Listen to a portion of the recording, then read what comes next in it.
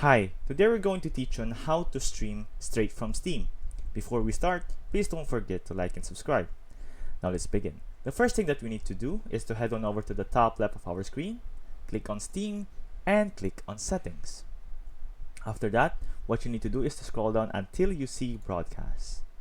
And as you can see here, privacy settings. You can choose what settings you want, like broadcasting disabled, friends can request to watch my games, friends can watch my games, anyone can watch my games.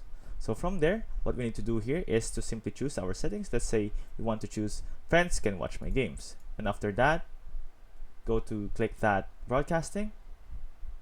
And the thing here is, once you play a game, it will automatically stream. And make sure that when you stream, make sure that every setting that you want here is all figured out or all set. And once you are playing, it will automatically stream on Steam. I hope this video helped, and thank you for watching.